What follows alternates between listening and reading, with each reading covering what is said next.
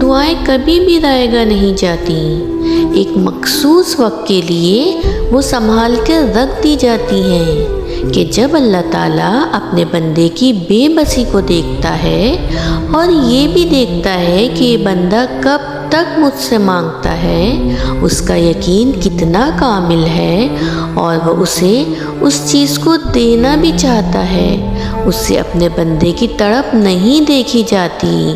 اور پھر ایک وقت آتا ہے جب اللہ تعالیٰ اس انسان کی دعاؤں پر کن کہتا ہے اور اس سے بھی بہترین عطا کرتا ہے جس کی اس شخص نے دعا کی تھی، یا پھر وہ اس دعا کا اجر وہ ہمیں آخرت میں دے گا۔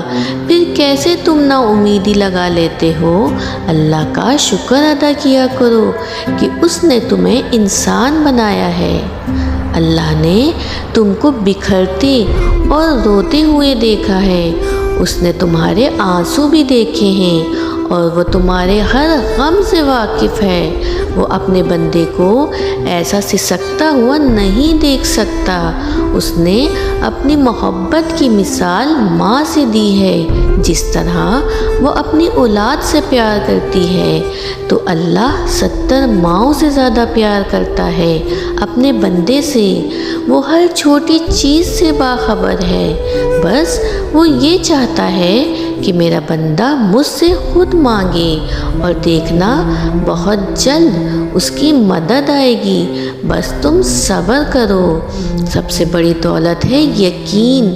اللہ نظر نہیں آتا، لیکن اس کے ہونے کا، اس کی قدرت کا، اس کے اختیار کا، اس کی محبت کا، اس کے سب سننے کا اور اس کے سن کر سمجھ لینے کا، اس کے دینے کا یقین۔ اللہ کو یقین سے بھرے دل بہت محبوب ہوتے ہیں، جو ہر غم میں کہتے ہیں اللہ ہمارے لیے کافی ہے۔ جیسے حضرت موسیٰ علیہ السلام کو رب پر یقین تھا، تبھی وہ سمندر کو پار کر گئے، ورنہ فرعون جیسے کو تو دنیا نے بھی ڈبو دیا اور آخرت نے بھی۔ اور یہ بات ذہن نشین کر لو کہ کسی بھی چیز کا ملنا ناممکن نہیں، جو چھین لیا گیا ہو بہو ویسا ہی دوبارہ بھی مل سکتا ہے، جو اب تک نہیں ہو سکا وہ ایک دعا سے بھی ہو سکتا ہے۔ بس صبر کرو اور پھر دیکھنا تمہیں تمہارے صبر کا پھل یوں ملے گا کہ تم ہر غم کو مٹا دو گے۔ اگر اللہ نے تمہاری اس ہتھیلی کو خالی ہی رکھنا ہوتا تو وہ تمہیں کبھی بھی ان ہاتھوں کو جوڑ کر مانگنا نہ سکھاتا۔ اللہ کہتا ہے ہر مشکل کے بعد آسانی ہے، ممکن کے دروازے بند ہو گئے، یعنی اب ان کی راہ کھلنے والی ہے۔ وہ رب تو تمہارے خدشات کو بھی سمجھنے والا ہے۔ غم نہ کرو، بے شک اللہ تمہارے ساتھ ہے۔ جب کوئی دعا قبول ہونے میں وقت لیتی ہے تو تمہیں لگتا ہے کہ بس اب کہانی ختم ہو گئی، اور پھر انسان وہ دعا مانگنا ہی چھوڑ دیتا ہے، مگر شاید کہانی تو وہیں سے شروع ہوتی ہے، اللہ اور انسان کی کہانی۔ جب انسان بے بس و مجبور ہو کر اللہ سے اپنی دعاؤں کا نام نہیں لیتا، بلکہ اللہ سے اپنے بیمار دل کو ٹھیک کرنے کی دعا مانگتا ہے، یہ وقت آزمائش کا ہے۔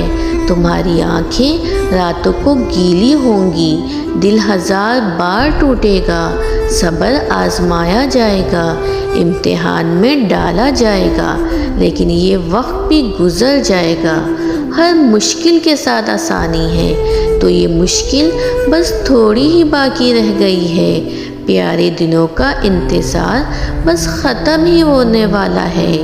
جہاں اللہ ہوگا تمہارے ساتھ تمہارا ساتھی ہوگا۔ جب آپ کی آنکھوں میں بہت سے آنسو جمع ہو جائیں، جب کسی سے کچھ کہنے کا حوصلہ نہ ہو، تو آپ کبھی پریشان نہ ہونا، بس اللہ کی طرف دیکھنا، اس سے ایک محبت بھری نظر کرم کی دعا کرنا۔ بے شک وہی تو ہے جو روتوں کو ہنسا دیتا ہے، وہی تو ہے جو بگڑی بنا دیتا ہے، اور وہی تو ہے جو ڈوبی نیا پار لگا دیتا ہے۔ بس اس سے امید رکھنا اور اس پر یقین رکھنا، یقین ماننا، آپ کا ٹوٹا ہوا دل پھر سے جڑ سکتا ہے۔ یہ جتنا مردہ محسوس ہو رہا ہے نا، اس سے زیادہ زندگی کے لیے پھر سے جی اٹھ سکتا ہے۔ بھول گئے کس رب نے بنایا ہے تمہیں، جو مردہ مٹی کے بارش کے بعد زندہ ہو جانے کی مثال دیے ہوئے ہے؟ اس کی باتوں پر کبھی غور نہیں کیا؟ جہاں یہ مثال قیامت میں مردوں کے پھر سے زندہ اٹھنے کی طرف اشارہ کرتی ہے، وہاں آپ کے دل کے لیے بھی اس نے امید پیدا کی ہے۔ بس اللہ کو اپنا ہر معاملہ سپرد کر دو، اور پھر دیکھنا آپ کی مدد وہاں سے آئے گی جہاں سے آپ نے گمان بھی نہیں کیا ہوگا۔